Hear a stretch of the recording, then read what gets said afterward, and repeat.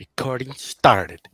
Welcome back, everybody, for this week's edition of Movie Club, where we're going to be taking a look at the Spike Lee joint, Do the Right Thing. Before that, let's do our weekly catch up. Was bi-weekly now since we haven't been together for 2 weeks.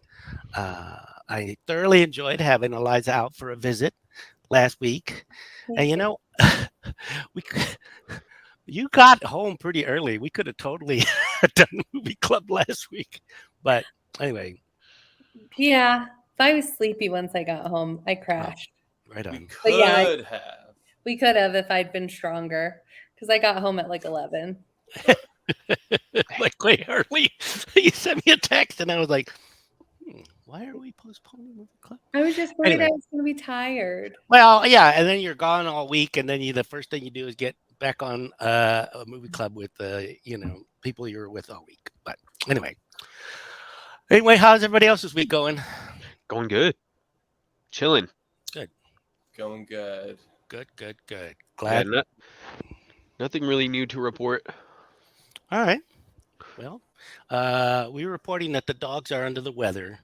They haven't been eating very much. Something happened. We don't know. We really don't know what is bothering them. I thought it was all the leftover pretzels we were giving them, but that wasn't it. We don't know. So they're slowly coming around. Scout. Go ahead. I was nervous. I was like, is there something toxic in like my perfume or my lotions? Because Pete had his explosive diarrhea and then Scout and Astra. So I was just hoping it's not me. You just I don't gotta think so. stop giving the dogs so much lotion. I didn't give them any lotion. I don't. It's not good for their digestive system. Okay. No, it's not.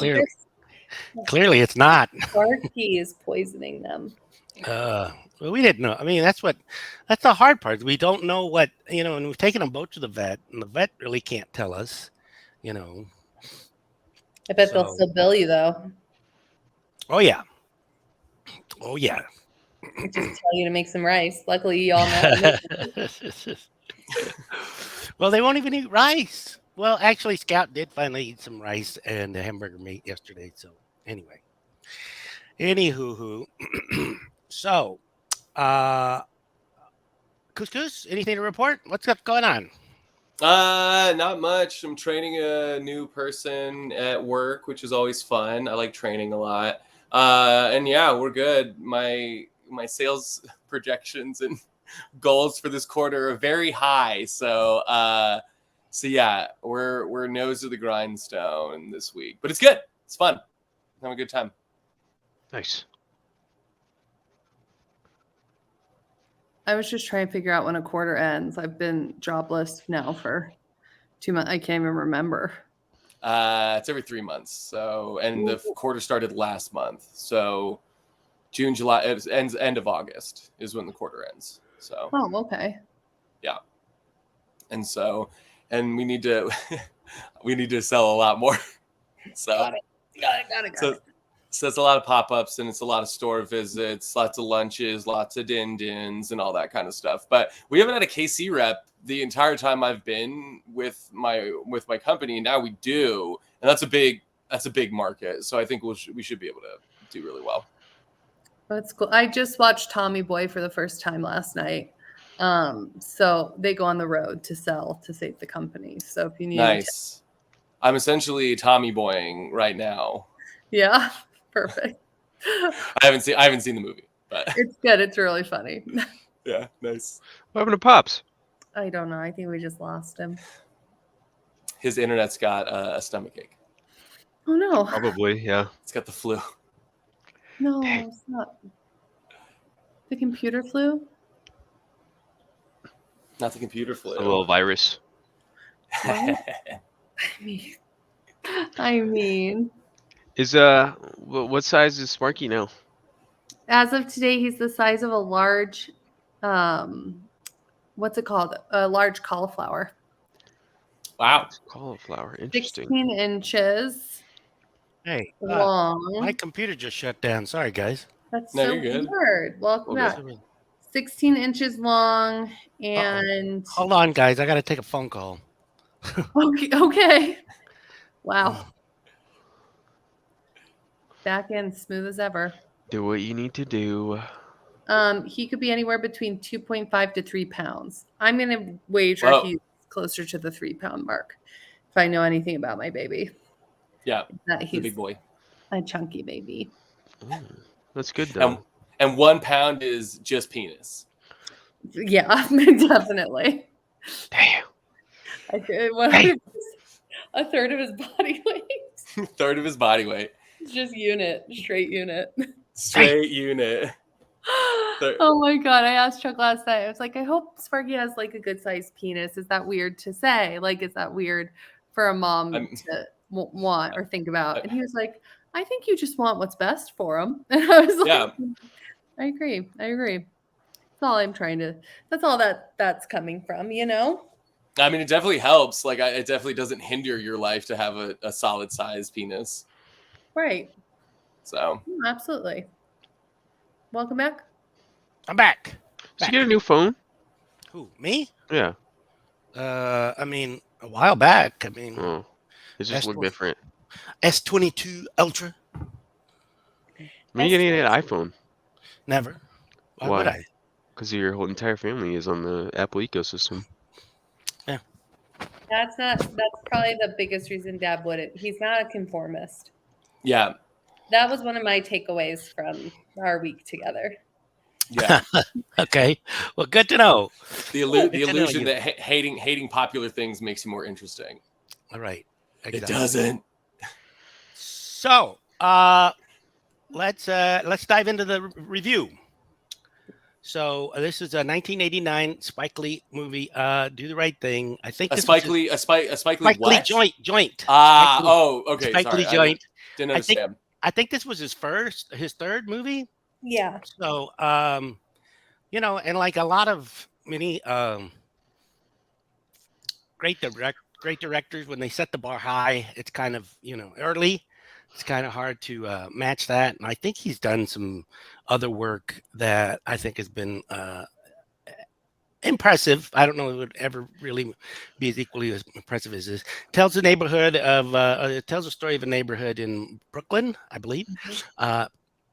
And it centers around Sal's famous pizzeria and the things that go on in a hot summer day of 1989.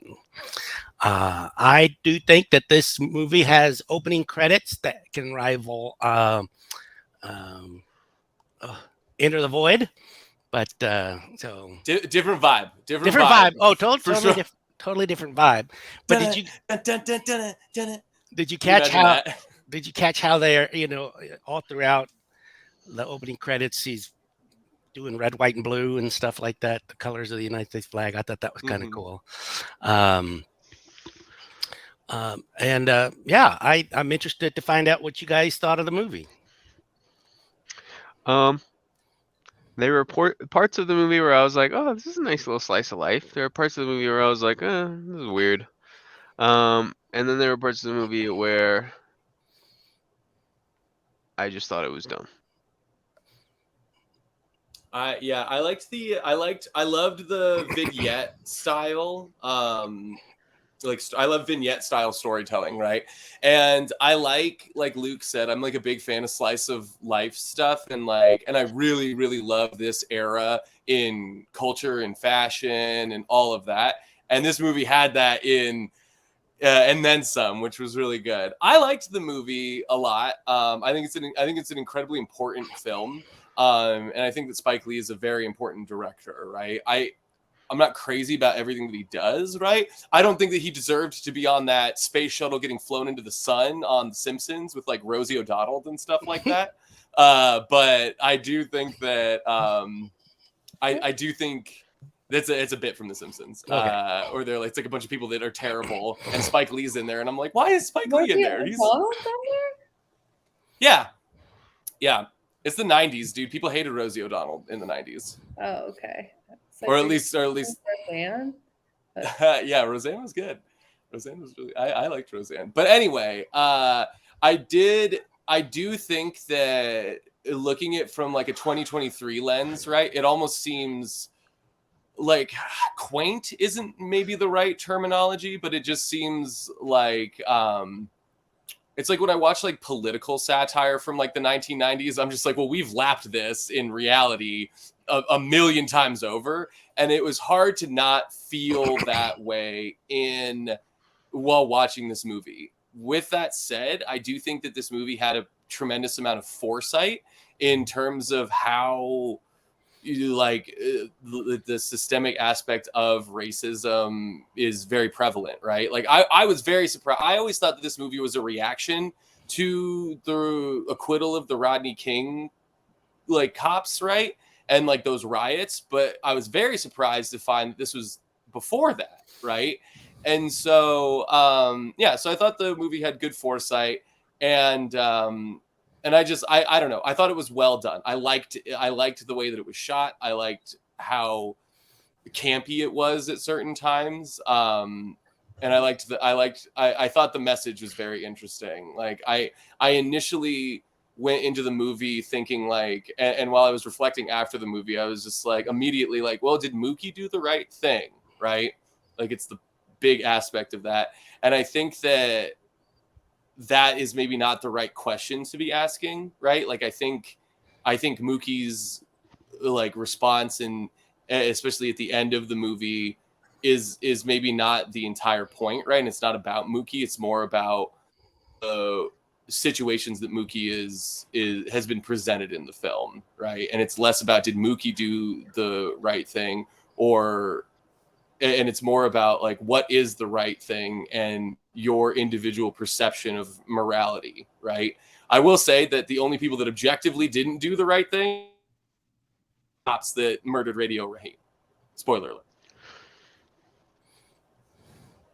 True. They're the only people who didn't do the right thing. I feel like there's a couple objectively didn't do the right thing. Like I think that I don't think that there is any positive aspects to the way that the cops treated Radio Raheem. That's the point that I'm trying to make, right? And I think that there's subtlety and nuance in almost every other person's actions in the film besides that, right? Like let's take like the example of Mookie throwing the trash can into the window, right? Like this big pivotal moment. Mm-hmm. I think that there are various interpretations of that action, right? And I think that there are various interpretations of the result of those actions in regards to the spectrum of morality that were presented in the film. Mm-hmm. Yeah. Well, I even felt like the quotes at the end of the movie contradicted each other. Yeah, well, they're coming from two different perspectives. Right. Which I think is the point. I think it's like a bow that they're tying around like the whole movie or the whole story, because and so like to do the right thing is nuanced. But what was frustrating is I think as an audience member, you can see how like you just want to tell people, you can see the dominoes starting to fall. And you just want to like, for me, some of the stuff just didn't make sense. Like, why would you act like that? Why would you behave like that? Why would you instigate this? Like, this isn't going to have this isn't going to end in a good way. Like, why would you do this? Or like, you know what I mean? So so it was kind of hard to watch from that perspective. And it was really sad for me I think in the end when everything's going down and you're like, oh my gosh, like nothing's changed. Like, I don't feel like we've made progress. I feel like this is stuff that still happens today. And it's been my entire lifetime since this movie was made. You know what I mean? I was born in 89. And to feel like we really haven't made that much progress at all when it comes to racism. Yeah. One of the things go ahead. So I like what you said about the two quotes being like contradictory, right, Eliza? Because I agree with that, right? And I think that the themes of those two quotes tie back to Radio Raheem's speech about, love and hate, right? Great speech, by the way. If you guys have never seen The Night of the Hunter, the Kane quote comes from Hate, right? That's a great movie. We should watch that. But and I think it kind of shows Spike Lee's bona fides, right, with his being such a cinephile, right?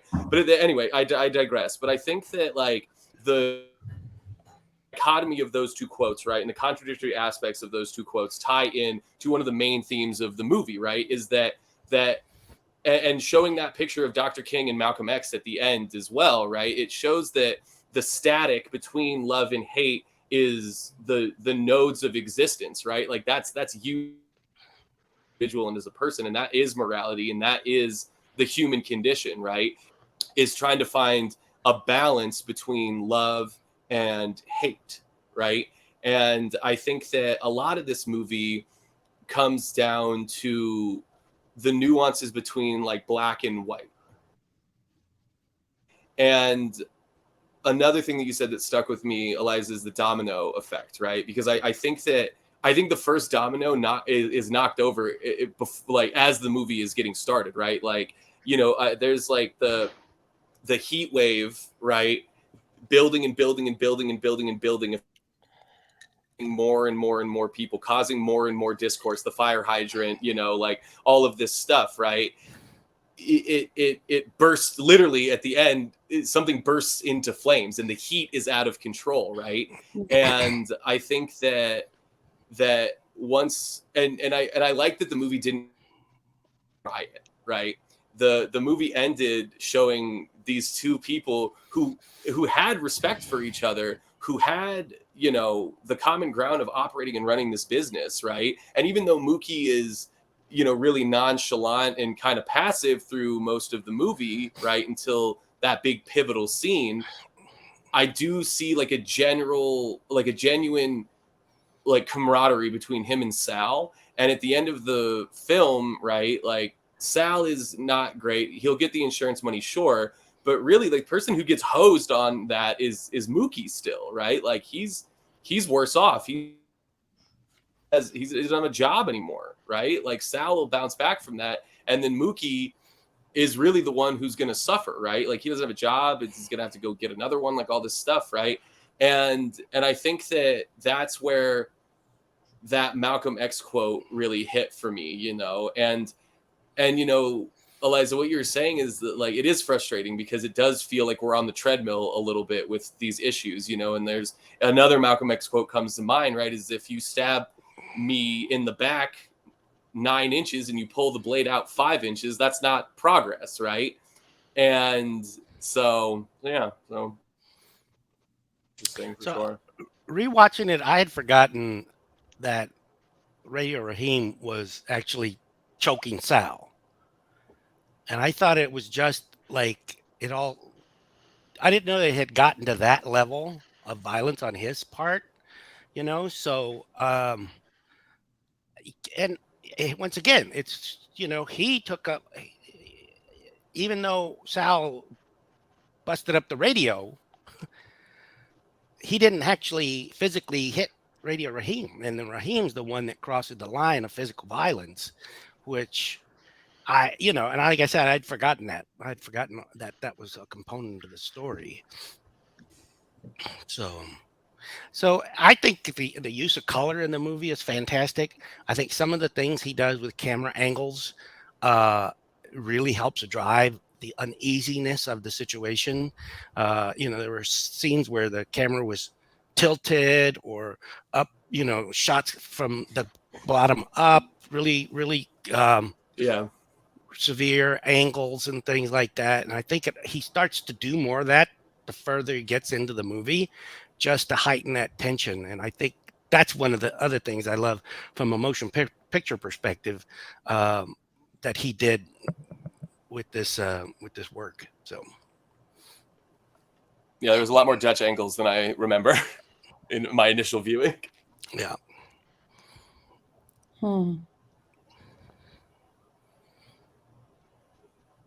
Yeah, for sure. It feels I didn't. I'd have to rewatch it. I've only seen it once, so I'd have to rewatch it again to like get the pick up on the angles because I think at first it was just trying to figure out the story. And one of the things, I don't know, I just feel like there were characters in this that were just looking for trouble. I really do. And it like, I don't know, like, and then when they find it, I don't know, I'm not trying to sound like an asshole, but it's just, that's where I'm like thinking like, do the right thing. What is the right thing? Like, I agree. What's the character's name who's in the yellow shirt with the glasses? Who? It's not. I want to say it's. I keep wanting to say it's Bebop or Rocksteady, but that's not accurate. It's Hold on. What is his name? I think it starts with a B. Buggy. Bugging out. Bugging out. Yeah. So okay, so let's think about that. So like, so he's coming in. Do you guys know who the actor was who did that? Giancarlo Esposito. Yeah, he's Pollo Loco's guy. Is that Gus? Yeah. No way. Yeah. Oh, that's Gus. That's awesome. No wonder Crazy. he was rubbing me the wrong way from the beginning. No, okay. So like, first of all, I get it.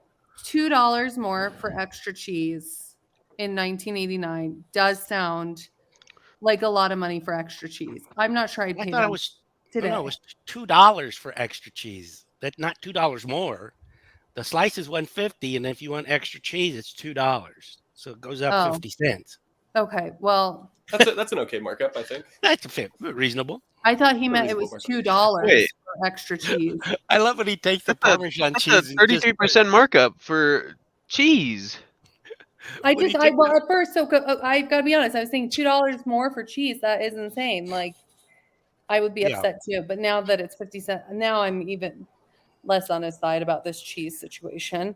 I love when he took the Parmesan cheese and started cheese it up, baby. Yeah, and then he got to take it. But then he's like, okay, well, there aren't any black people on the wall. Right. But it isn't his restaurant. Right. Danny Aiello says, open your own restaurant. You can put anybody you want up there. This is my restaurant. That's what goes up there. And I think, I think their point is valid when he says, well, who's eating in here? Mm-hmm. There are no Italian people eating in here. I agree. So. Yeah. But, like, I don't know. Like, for me, I guess he could just take his business elsewhere. If he didn't, maybe there's not another pizza joint also. But like, what is he fighting? In that situation, what's the right thing for him to do? He feels like he wants to be represented on the walls of the place where he eats his pizza.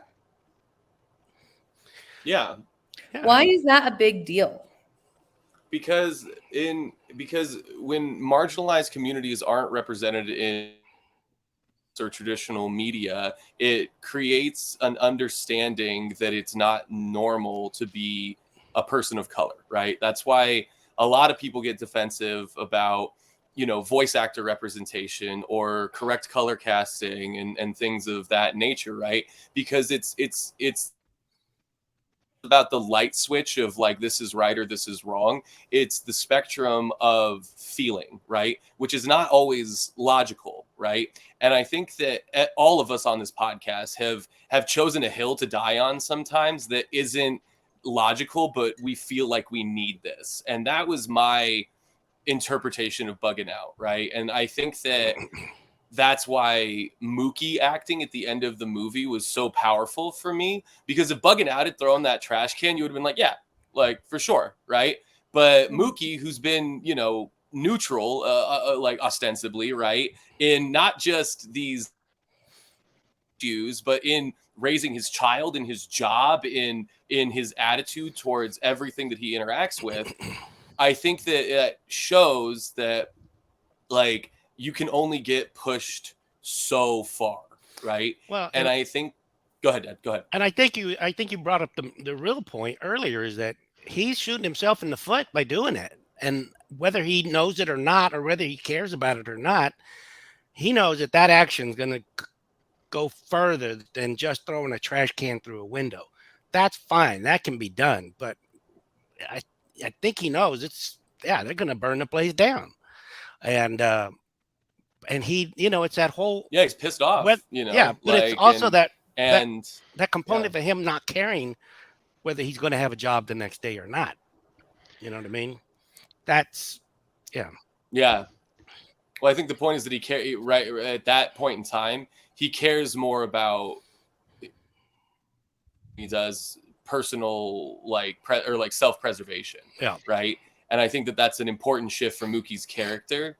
Right. And I think that that's represented in the conversation that he has with Sal at the end of the movie. Right. Like Mookie doesn't back down. Right. He needs the money. Sal knows he needs the money. So, yeah, he picks it. He doesn't apologize. He doesn't say that like, oh, I fucked up. He doesn't even ask or beg for his job, right? He wants what he feels he's entitled to, right? Which I think is a pretty glaring aspect of the symbolism of this movie, right? Like, what do you as an individual feel entitled to, right? Like the guy that owns the brownstone, right? Does that individual feels entitled to be safe in the neighborhood for the investment that he purchased, right?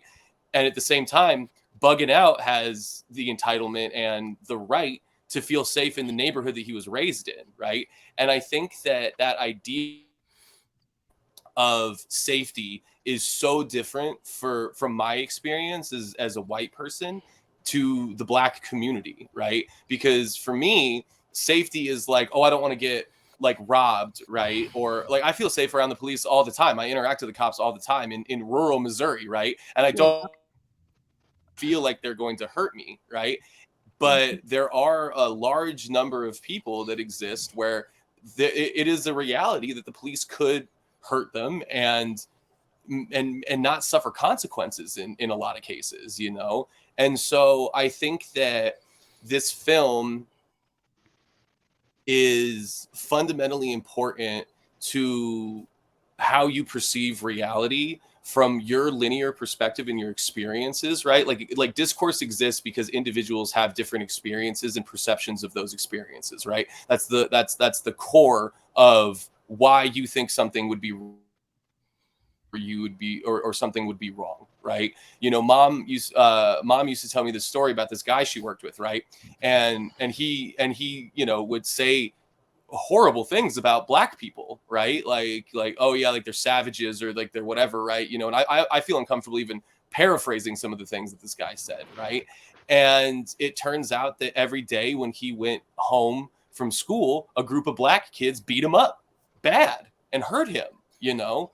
So from that linear perspective, right, those individuals and the triggering aspects associated with those individuals that physically hurt someone, you know, and then when you're in really bad physical pain, like that's something that sticks with you, right? And now that this individual has grown and his perception of those actions have formed his reality, he steps out and he makes assumptions and he makes comments and things that from an individual's lineage are horrible and bigoted and awful, right? And I'm not saying that he's right to make those comments or even he deserves to make those comments, but I understand how he got there, right? And sometimes I think that in discourse, particularly around race relations, right, it's difficult to find common ground because you haven't lived that experience, right? And so Sal, right, as a business owner, is a person who blood, sweat, and tears a business from the ground up. That's really difficult, right? And I think Sal deserves empathy and respect. But at the same time, it is really difficult to be a Black person in America. And I think that there are certain like rights that individuals that are marginalized have that need to be bolstered and need to be valued, right? And I think where my morality starts to get conflicted is the illusion of like, are we robbing Peter to pay Paul here, right? Like, are we stripping rights from other individuals and other groups of people to bolster the rights of others, right? And how do we make sure that everyone can, you know, feel like they have and security and all of that kind of stuff. And is that even possible, right? So, well, there's a phrase that I kind of like to say every once in a while, which is justice is not infinite. If you're trying to make something just for somebody else, you're usually going to have to something's going to have to give one way or another, somewhere. So, Well, why can't it be? What do you mean? 'Cause I Totally think- equal? Why can't it? No, why can't it be infinite? because resources and resources are finite, right? And I think that it could be, Luke, but I don't know how to get there, right? Like, I agree with the sentiment that it should be, but I also have accepted that that's not the practical reality of existence, right? I feel like I don't know. I might be like a just like complete optimist, but I feel like saying that things are impossible generally is just a silly thing to say. But I People, if you just like look back in history, right? If you told the Egyptians we went to the moon, they'd be like, no, that's impossible. I don't think so. I think that because I think aliens helped build the pyramids. So I don't. That's a good I point. think that's the wrong civilization to pick for that example. I don't. I'm kidding. I definitely don't think. I definitely don't think aliens did built the not pyramids. build the pyramids 100%. No, it was very, very skilled What about craftspeople, and Well, I know. No, I'm not saying all the pyramids. I don't want to discount that there were many slaves who spent their That's not lives accurate. and killed themselves. You slaves did not build the pyramids. It was contract workers and construction workers. Okay. Slaves didn't build the pyramids, unfortunately. Let's. I can't. I hope you both. So- the other I thing, didn't mean to say unfortunately. the other thing that I think the symbolism that hits home with Mookie is that people can only get pushed so far. Even though he's the guy that wants to get along, is getting along, he can get pushed to a limit. And so I thought that was very Well, yeah, very when your telling. friend What's that? dies. Yeah, when you watch your friend murdered in the street, like, but I want to go back to what Luke was saying really quickly, because I think it's an interesting question to talk, or like concept to talk about, like justice being infinite, because the thing is, you can't go back in time. Like, when we think about racism, one of the things that we can't do is go back in time and right all the wrongs and injustices that have already happened that have created trauma for Black people today. And so from a justice perspective, we can only impact the present and the future, but there's still going to be difficulties and challenges that have accumulated over hundreds of years that no government program or outside party can actually do to really fully make it equal for Black Americans. Why not? Is what I think. Why not? Why not? Yeah, why not? Because I think that trauma is something that a dollar bill can't fix. Right. Generational trauma. But what can fix trauma? I do think that we should try to. I think that personally, I think reparations are in order. Like, if you ask me, and I think that it's silly that we like that as a governing body. That's seen as like ridiculous, right? Like, we found $1,200 a couple times over during COVID for everybody. Like, we couldn't find $2,400 more for Black reparations or anything like that. Like, I don't know. But Tax like, my wages. But do you think $2,400 is enough to expect anybody to forget that their ancestors were slaves? Absolutely not. But I think that not trying and not putting one foot in front of the other in regards to that aspect, like that principle, is more harmful than giving someone what could be perceived by some individuals an insultingly amount of money, right? Like, I think that the gesture would go really far for a lot of people. It is so hard. So like, does reparations then mean anyone who lives in a gentrified neighborhood now needs to move out and find a different house? And then, you know, traditionally Black neighborhoods could be made available back to Black homeowners or renters. Like, I think it's a different wouldn't that topic. be equal? I mean, I don't know, right? I don't see why not. I think that's a personally. separate conversation from reparations, right? But I was let's wrapping them let's in a little bit, but like, so by reparations act, is you mean like a dollar amount, a check? I'm talking about a fixed dollar amount, like a one-time or recurring payment for, you know, like, because it's one of those things, right? Like, you guys have heard like the 23andMe thing, right? To where like a lot of Black people, 23andMe doesn't work because they have like, there's no data on where they came from, right? Because you don't know, because a lot of those people were enslaved, right? And so it's like, oh yeah, my family's from the Ivory Coast, right? Or they're from Northwestern Angola, right? Like that doesn't exist for those people. Like we can take a swab and know where we came from, right? And so the point that I'm trying to make, and then I want to get back to Eliza's topic, right, is that I think that there is a sentiment that it's just like, well, it's too complicated for us to try, right? And so we have it, you know. And I think that principle is the most like, and I don't want to be dramatic by saying like offensive, but I think that that's like the thing that like grates me the most, right? Is that we're not trying, and then when individuals do try, it's looked down upon as like having like wanting like a handout or something like that. And I'm paraphrasing rhetoric here, right? Well, but to your point, Eliza, you know, go ahead, please. Well, I was gonna say, one of the things, so like watching this movie, one of the things that I felt through watching it is that it's so much about the community of this neighborhood, and to think what has probably happened. I should have looked it up. I really wish I had, but seeing like, what does that neighborhood even look like today? Because you had that one white guy, the biker, coming in, he owns that brownstone. Like, then you start to think, what likely does Brooklyn look like 33 years later, right? And then what happened to all these families? What happened to all these people?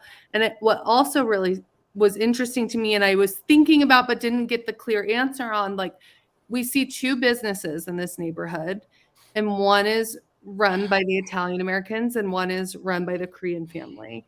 And you have those three guys sitting, like, talking about like how, you know, the Korean family had been there for less than a year and they already have a business up and running.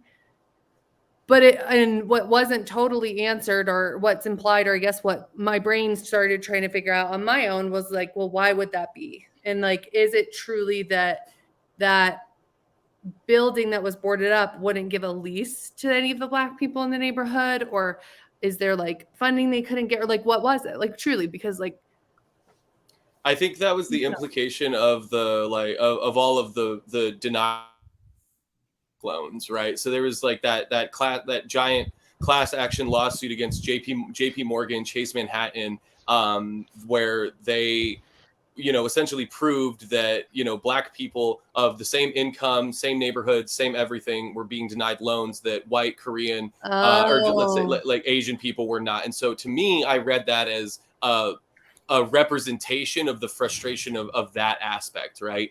Historically, if you look at data, 22%, there is a high likelihood that if you are Black, you will not get a loan from specific lenders, right? And there are statistics that prove. I see. Right? And so that's the like, and again, that's the systemic aspect of this, right? Like for me, I'm not mad at Sal, right?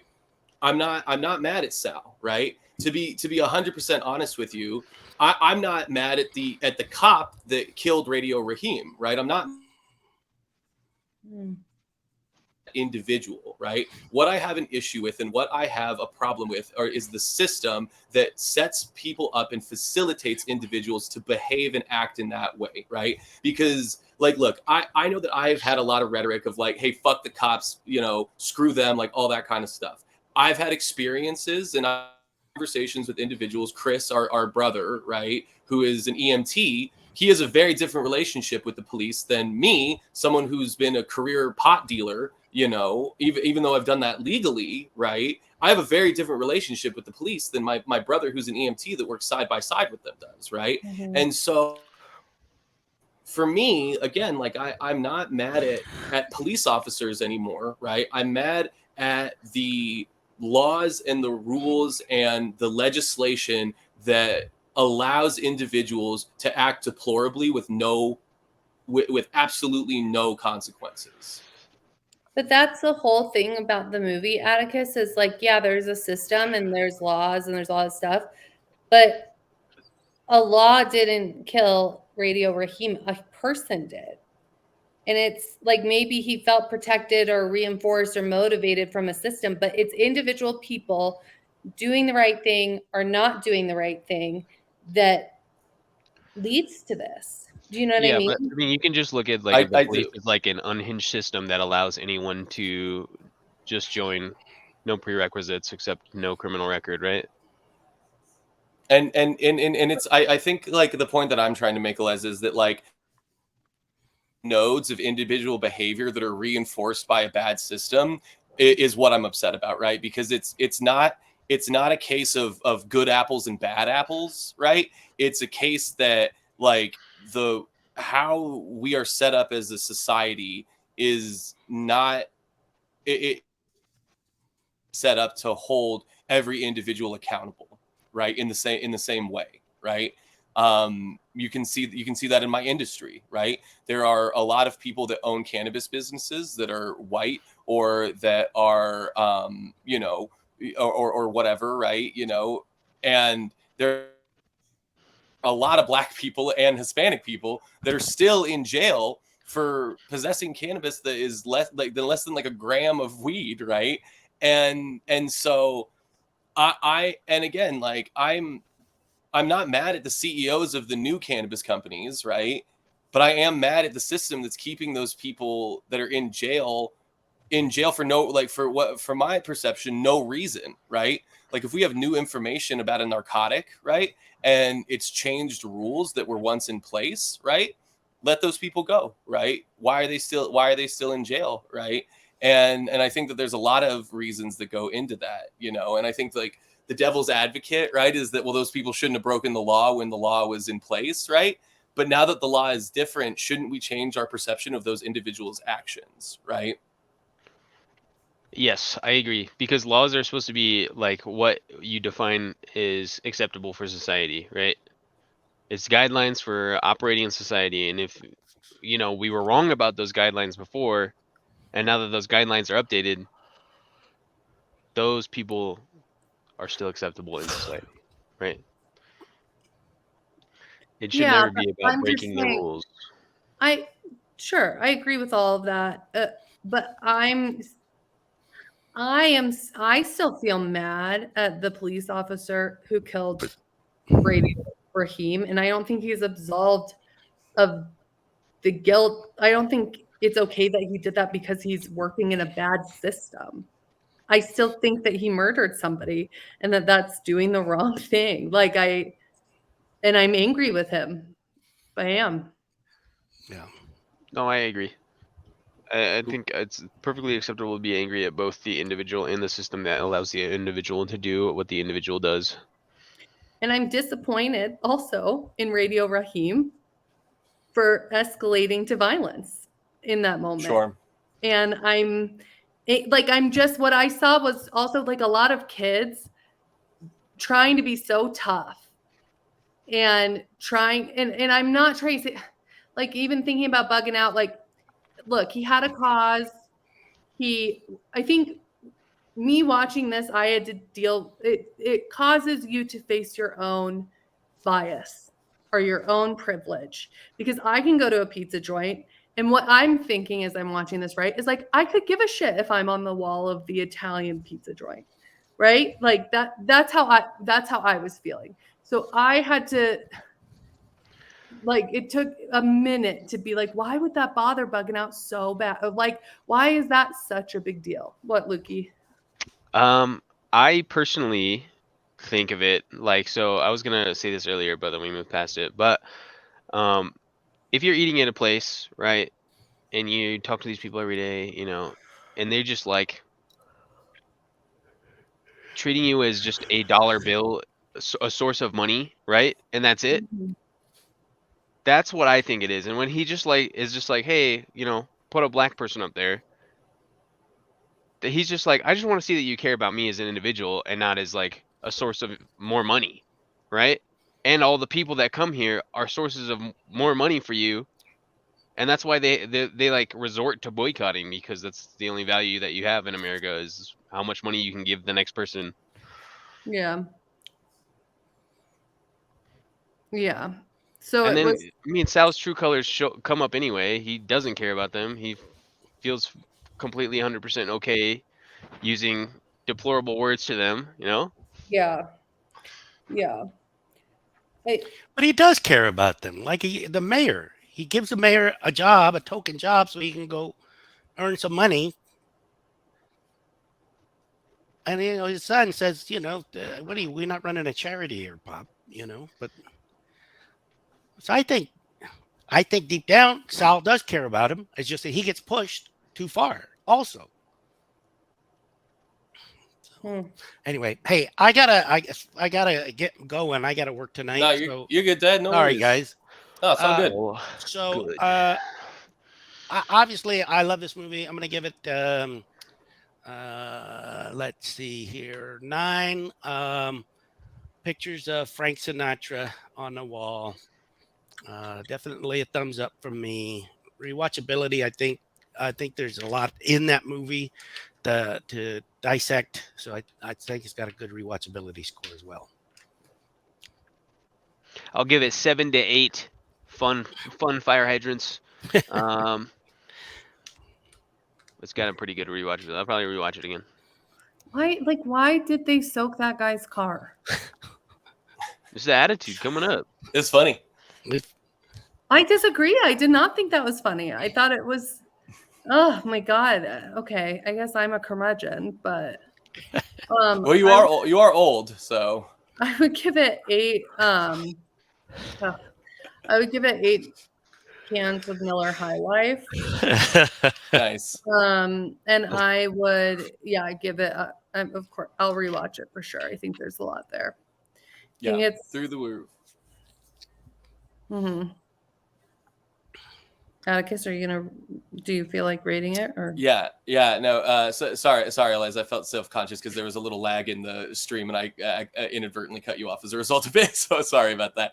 That's where that's the catalyst of my hesitation. But I love it. Yeah, it's I give it 8.5. Biker shorts underneath athletic shorts, and rewatchability is again through the roof. Like I think that there is so much subtlety and so much nuance in a movie that could be perceived as black and white, right? And I really like this. I got a lot out of it, and I will definitely be revisiting it again. And it also, like, I'm gonna go. I have like my COVID journal, right? And I'm gonna go. I am very interested to see what my thoughts were during all of the like George Floyd stuff, like. And I'm going to go back and kind of compare my notes to how I feel now to how I felt back then when I was very, very angry. And it was about a lot of stuff, right? Not just about that, but I was also very upset about that. So.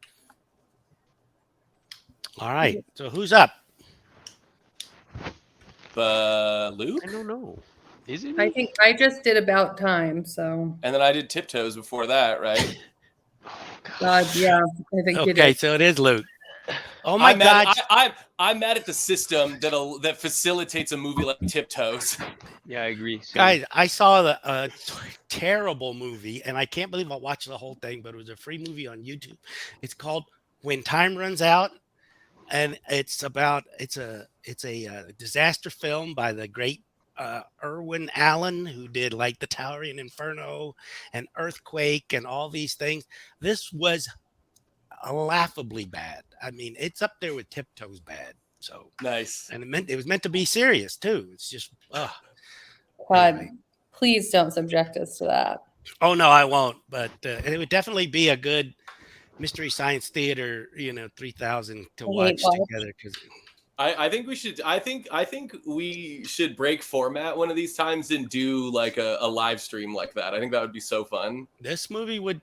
The Watch, problem like, is a it's 2 shit movie hours, like and that. it'd be hard to. Oh, Yeah, we'd have to find a way to cut it down. we could do it like Oni Plays style and do it like 25-minute episodes at a time. I don't know what movie I'm gonna pick. I want to just go with Avatar: Way of Water because I just want to force Dad to watch it. But it's a good movie. It really is. You know what? Yeah, let's do it. You can pick Nice. whatever you want. It's your turn. I'm ready. I haven't seen it yet. I want to see it. I haven't seen it Michelle either. Yao. Avatar. What's up? Michelle Yao is in this movie. Is she Michelle Yeoh? That's what it says.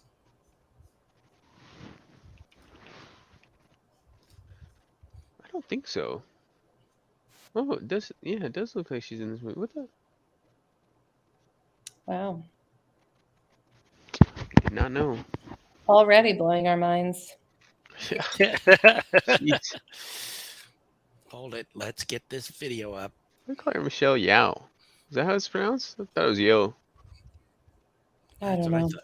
I don't know either. Okay, here it goes.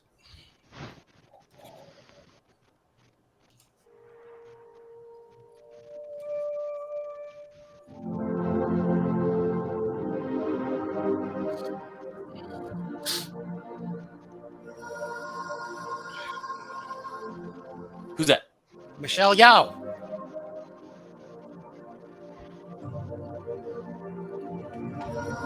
Oh, that's why it's called The Way of Water. Yeah, it's because they're going that way to water. Oh.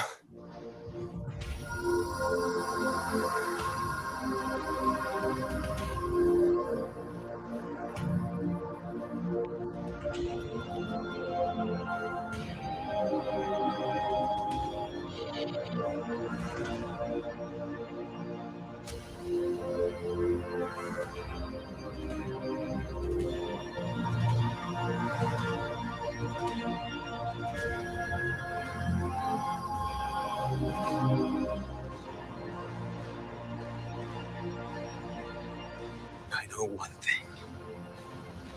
Wherever we go, this family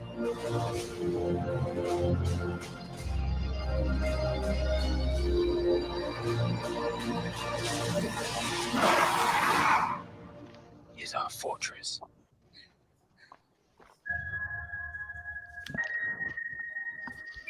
Well, the trailer sucked. Like a wet noodle. Like This is like bad trailer, I don't know. I can't give it away that it's What the the same fu- plot. the as fuck was that? first Like, one. What's that? you're right? Like, yeah. Yeah, it's Well, we can't wait to have our minds completely changed and look like fools. Oh. Loopy loop. yes. I Yeah. mean, James Cameron. Get When's rid- the last time James Cameron did something wrong? Titanic. What? Bro, James where's your Cameron, crack shut up. pipe? Anyway, You've been get- smoking this whole time? get ready for me to reveal a lot of thoughts about these Navi people. Okay.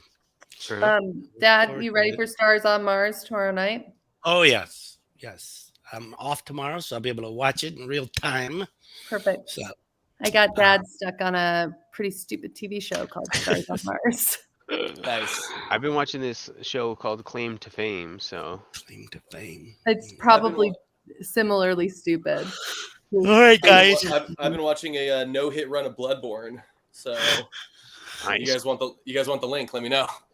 I don't know what that is, but it doesn't sound up my alley. If I'm being totally It's honest. really good, Eliza. It's really fucking good. It's I just don't know if people anybody doing noticed, impossibly hard this is- tasks. This week's It's edition Sweeney- of our sponsor, Mountain Hardware. Oh, no, we're not sponsored. We are not sponsored. We are not sponsored. We're gonna get sued. Pay me money before we claim sponsor. Okay, calm down, man. I'm trying No, to we're be not giving people proactive. free press. The Hell checks no. in the mail. Okay. Oh my God. All right. The Well, checks Dad, in the mail. have a good time at work. I'm around. Yeah, have a good Luke, shift, of dude. course, If you guys want to hang out longer, I'm around. But Yeah, let's hang out, dude. I'm down. Okay, I'll end the recording and leave, and you guys can